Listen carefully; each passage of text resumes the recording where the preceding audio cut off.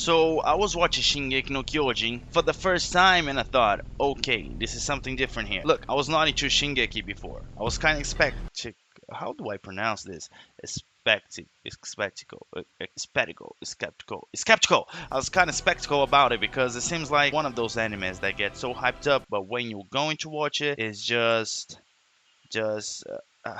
I can't even. But yeah, Shingeki was actually more than what people were saying for all those years. So you come to watch the first season, brand new, totally open to see what this hyped ass anime has for you, and goddamn, it has too much for you to package. Don't worry, there's no spoilers here, only for the first season and just for the beginning. And if it does, I'm gonna tell you guys. Yeah, spoilers. In the first episode, you're set in the war with Titans, a wall that have been defending us against the Titans for 100 years. And out of nowhere, a giant muscle face appears stopping the wall and kick it down. No, literally. Kicks it down, and all the chunks of pieces of the walls smashes the whole fucking city, while a bunch of titans come inside those fucking walls, and there is chaos. And oh my god, what kind of anime am I watching? Why your mother being swallowed? Why I'm looking like I'm freeze for the last 15 minutes, for God's sake? And that was just to set you in, just so you get interested. But now you think, nah, I'm gonna have a basic anime structure. Eren will revenge his mother, train. I figured that out pretty fast. No, you did not. There's a time skip. You think that Eren is a little older now, and the anime would be about that. He being an older Eren looking for revenge, and fucking everybody's ass.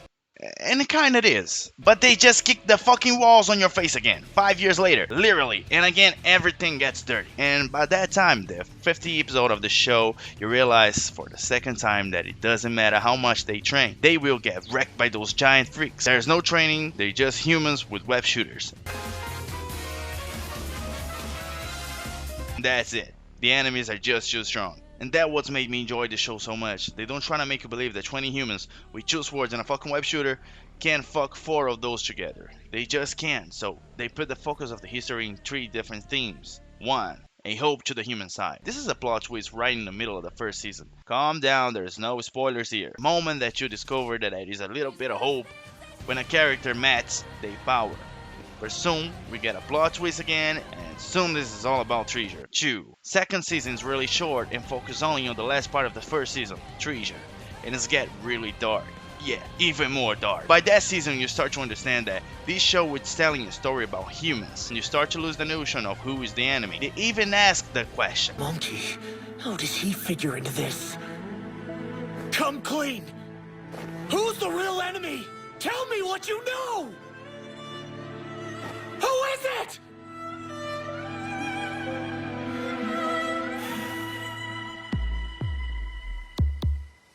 bro, it's you. Because the characters really start to lose track of what's going on and who should they fight. They have been trained to fight those giant fuckers, but now they may have empathy for them. But no. But yes. Wait. What should I feel? Stop crying, Reiner. I don't want to like you. 3. And the third act of this show gets a lot more political, and not in the bad way of doing, in a good way. And for me, this show it shines right here. I really enjoyed the beginning of the show, like giant swallowing humans and shit, but goddamn, this season gets you where you don't want they to get you. They talk about the thing of wanting to be someone, to be useful, to lose friends and make decisions that will affect the community, and duty, and empathy, and they create the villains in the way that you don't actually see them as a bad people or evil. You, again, have empathy for them and understand their decisions, their choices. You may not agree, and that makes you a really nice person, but you see where they come from. And that's what makes the show something else. It's about humans, and it's the most human show you can get. Obviously, you will enjoy a season more than the other one, and maybe the first one will be better for you than the third. But you will always notice that it doesn't lose quality. It creates the world with calm and attention, and they build the characters with such a detail. Like, for example, get the show main character, Eren. He started as a kid, a really fragile kid, not as much as Armin, but still, a child who just witnessed a horror movie with his own eyes. You have the time skip, and he's more focused, but he's still a kid. You know it. His emotions are still taking care of him, his voice is pitchy, and he screams a lot. But as the show goes on, his voice comes down. He controls his emotions a lot more. Not because he's getting older or because of the training, it's because of his feeling of incapacity. He's basically giving up of every hope he had as he speaks. He's not the one shouting out at the table anymore. He's the one telling the person shouting out that he's not that special and the person should calm down. Even his desire to revenge his mother became a different thing by this moment of the show. He doesn't even know what to think of it anymore. He lost even his driven to revenge his mother, the people inside the wall Maria. He feels just emptiness. And you feel that with the way he speaks, looks and acts. And this all come together when he understands he's just nothing. He gave up. He asks to die in a certain point. He wants to be eaten so no one dies anymore because of him. Because he's sick of being himself and living in this world. And this is not a typical main character of a shonen. Spoiler. He doesn't even mind having his both hands chopped off. And we know that Titan people feel the pain while the members being regenerated. He just don't care. By this point, you're just thinking, there's no way this man would get out alive of this show. He would get a Glock and... Wait, let this go. I don't want to let no talk about it. And then you have this amazing speech by the middle of the season 3. There's gonna be some spoilers, so be careful. Before its fall, Walmaria contained a third of what usable land remained to humanity. 5 years ago, when humanity lost this territory, from behind their last 2 walls, the people realized something. Humankind is fated to become extinct. Defeat was certain. The blade of despair pierced our hearts. I'm gonna put a stop to this! I'll kill them all! Every last one! But then, someone grasped that blade and wrenched, turned sorrow to rage, and lashed out at the Titans, striking the monsters down with earth-shaking force. When humanity first saw this, what was in their hearts then? In some, a stalwart pride. In others, newfound hope. And some beat with that first warrior's rage. So, if Walmaria were taken back, what would the people feel then? Would they finally start to believe in mankind? In the fact that we deserve to live? Scouts, move out! Would they see at last that our fates are for us to decide? Would it be enough to give them faith? If we could reach Walmaria and take it back. And you have hope. And you know how difficult the job is. And you know that 2/3 of those people will die. But you know that they will try and it will be good to watch it. And that's amazing because you are not watching an anime where things turn out good, but you are happy anyway. We get a different kind of feeling. Your main character don't need to win or overcome nothing. You are happy that they tried. But yeah, we have to talk about some things I really don't like about the show. Some of those things is when they try to push it too much. Like when they do unnecessary things in CGI, like, why you have to do this like CGI? Just because you can't do it, there's no point.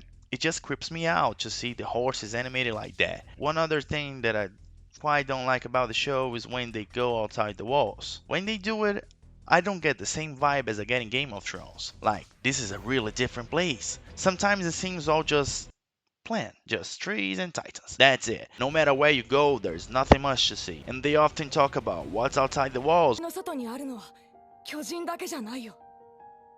炎の水、氷の大地、砂の雪原。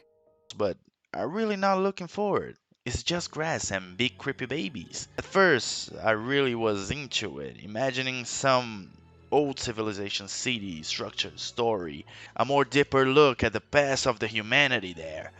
It seems like there is nothing there to care about, but there is something good about it. There's a room to create. They can come with a story after the end, showing the world. Probably not with the main character, but surely something will go down good at the end. Someone will survive, I believe, and we can start a journey of mapping the world after the end of the Titans era. And I'm really looking forward.